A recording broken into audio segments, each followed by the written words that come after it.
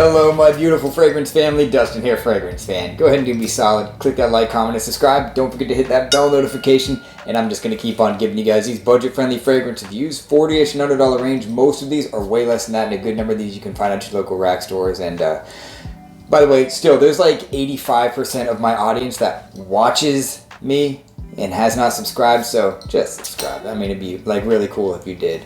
But I'm not going to press the issue too much. So the fragrance that I'm going to review today, I've had for not a long time. It's a fairly recent, well, a really recent pickup, but I have spent a significant amount of time with this thing. And I already have several fragrances that smell similar to it. We'll get into that in just a second.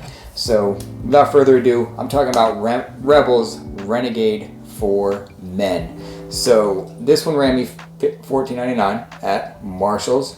And there's several of these fragrances at Marshall's. You'll see these things popping up there.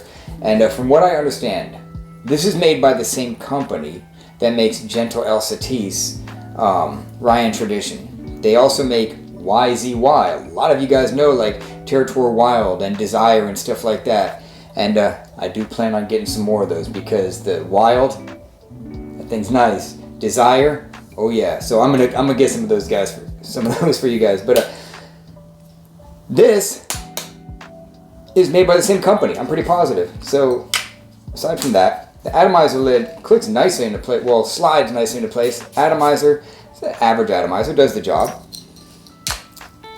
And yeah, when you spray this thing, you will know immediately what it is virtually a direct copy of.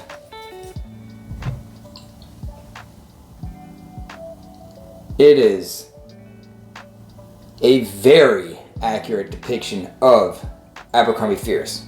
Not so much the reformulated version that I have right here. Now I have several fragrances that have a very, very similar vibe. There's just a couple, even curve, to Abercrombie Fierce. So why did I go ahead and get this one? Well, when I first smelled this thing, when I first smelled it in the air, I was like, oh, that's Fierce. Okay, next, let's see if they have anything else. Another Fierce fragrance. Great, you know. Sprayed it in my hand. I'm like, yeah, it's definitely Fierce. About 30 minutes comes to pass, and I started getting very nostalgic because the way that they copied the original Fierce with the creamy white florals and the lily of the valley, just enough for that oak moss. That oak moss starts coming in, giving it a bit of earthiness. In the Drydown was almost one-to-one of the original Abercrombie Fierce. This one, the new one, is like reformulated. It's an eau de cologne. The original was eau de cologne, but it actually performed okay, and it was a bit louder. This one's really soft. The florals are not as bright. It's just lost a lot of its luster. A lot of that magic that was in this thing is just not there in this reformulated version. It's just not. This one in the Drydown will take you right back to all that. It did to me anyhow, and that was my jam. That's the fragrance that, like, it was my favorite for a good amount of time. It was my signature scent. I just absolutely loved it. So I'm very familiar with that fragrance. They did a good job on this one. And I'm happy for that. So that's why I had to go back and get this thing. And I even received compliments. It's still a compliment getting type of a fragrance. This one is louder than the other ones that I showed you as far as a Fierce style fragrance, or a Fierce clone, if you will. It lasts longer. I get 5 to 6 hours out of this. So the performance is what a fragrance kind of should be, especially for a fresher summertime, great for the spring kind of a fragrance. And it's just overall the best one that I have that smells like that. So if you're not familiar with Abercrombie Fierce, let me go over some of the scent profile. You get a little bit of citrus, just enough citrus and like some green. There's like greenery, citrus, some white florals in the Drydown, the citrus and stuff like that. Almost a hint of like a petitgrain smell starts to go away, and you're left with more of the mossiness and stuff like that, some clean musk.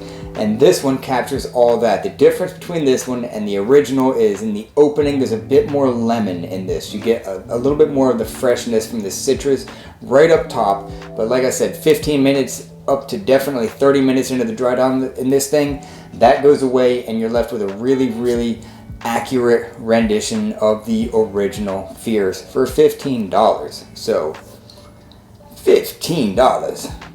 Can't beat that. That's a good price for a fragrance that smells like a nostalgic, iconic kind of a fragrance.